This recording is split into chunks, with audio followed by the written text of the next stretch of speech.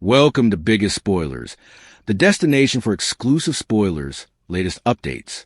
Jason stood on a rooftop across from the WSB structure, his rifle trained on Cullum, who was in the midst of a discussion with Brennan inside his office. Jason put his cutlass on the detector, but soon had alternate studies, unintentional to kill Brennan. Jason tried again to get a clear shot on Cullum and checked his watch, growing anxious about the time. Ultimately, he abandoned the charge.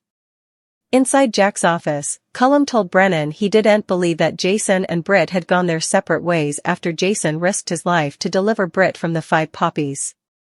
"He's far more involved in this than we know," claimed Cullum, who raised his dubitation. That Brennan wouldn't be suitable to prove his proposition. "I'm starting to wonder whether I should believe you at each," he told Brennan in a warning tone. Brennan denied the blameworthiness, but Cullum theorized that he was trying to cover Britt and Jason out of fidelity to Carly. "You suppose I'm working with Morgan and Britt Westbourne?" scarfed Jack. "Prove it. More yet, bring it to the bureau." He scarfed that the WSB would not only laugh Cullum out of the room, but they might start looking at you, Cullum. He ordered Cullum to stay out of his way. At the sanitarium, Lucas gripped the precious vial of Britt's drug, which Marco had secured. Marco comforted him that the theft would automatically be traced back to him, pointing out that Cullum was likely to suspect that Britt and Jason were behind it. Lucas was still upset about the threat Marco had taken, and felt shamefaced that he dragooned his nut into it. Marco declared that helping Britt was the right thing to do and worth the threat. "You're worth the threat," Marco added. They participated a kiss after agreeing to go look at a house on the lake for them to move into. Marco told Lucas he'd meet up with him that night at the Metro Court, and they changed "I love yous" as Marco headed to the door.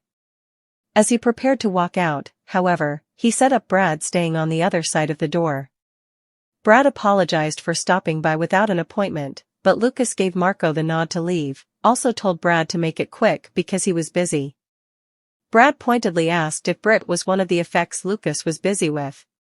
Lucas tried to redirect, but Brad revealed that he knew Britt was in trouble, the life or death kind, and that Lucas was helping her. Brad contended with Lucas to come through for his stylish friend.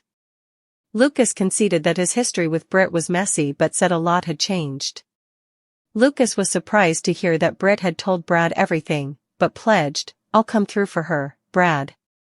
"I'm gonna hold you to it," replied Brad before walking out. Britt was in her room, packing up the rest of her things, when Rocco stopped by suddenly. He explained that he was interested in GH's medical mentorship program for high academy scholars, which she had innovated, and was pleased to hear he was considering a career in drug. Britt was touched when he asked her to be his tutor, but, given her plans to flee Port Charles, she knew she couldn't accept and stammered that her schedule was in flux. "I don't know if I'm going to be around," she said, and Rocco's face fell. Noticing her wallet, Rocco asked Britt if she was leaving city. Britt denied it, saying she was simply putting some of her stuff into storehouse since her room was so small. She also suggested that Lucas serve as Rocco's tutor. Britt's phone resounded with a communication from C, ordering out to Windmere incontinently. Rocco picked up on her unforeseen change in address and asked her if she was okay. Britt claimed she was fine and steered Rocco out. Formerly alone, she got a textbook from Lucas letting her know he'd secured the drug, and Britt virtually melted with relief. She texted him back, asking him to meet her at Pier 55, also seized her stuff and headed out. Britt was the first to arrive at the pier and was ignorant that someone was watching her from the murk. Lucas showed up and handed her the vial.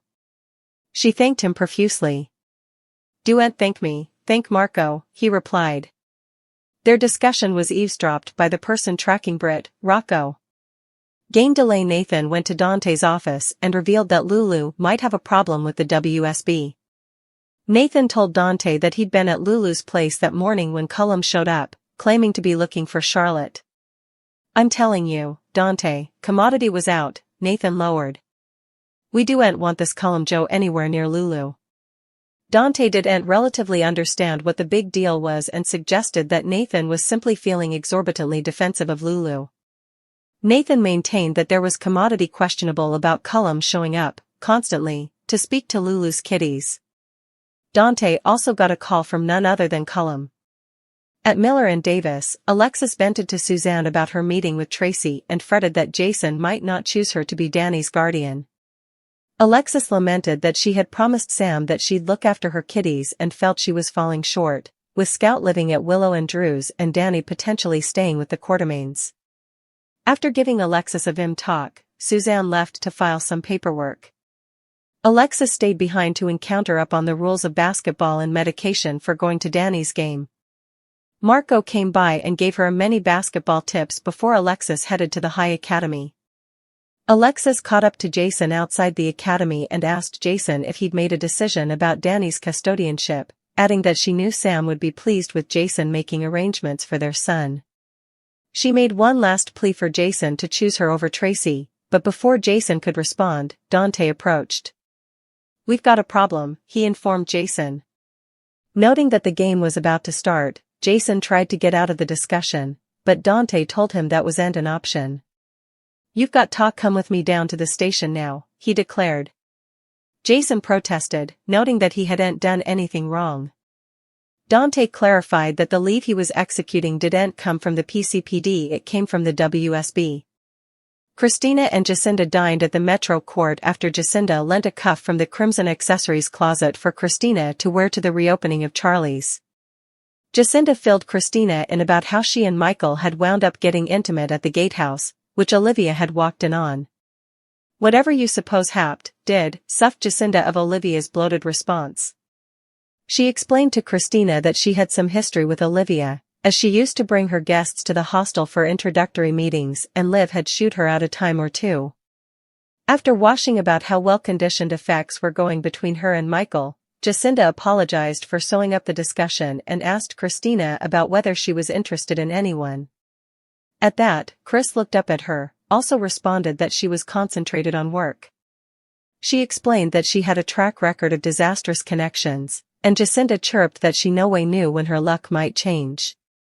Olivia summoned Ned and a grumpy Tracy to the Quartermaine living room for a family meeting. Michael ambled in just as Olivia was saying how she hoped he would be reasonable and asked who Olivia was pertaining to. Olivia began sermonizing about the significance of setting a good illustration for the children in the house. Tracy intruded to cut to the chase. "Michael, you're the reason we're all then." Michael realized that his appointment with Jacinda was the subject of the meeting and felt his kin was overreacting. Olivia told Michael that the real issue wasn't where Michael and Jacinda had coitus, but his choice of mate. She made it clear that she disapproved of Michael dallying with a former coitus worker.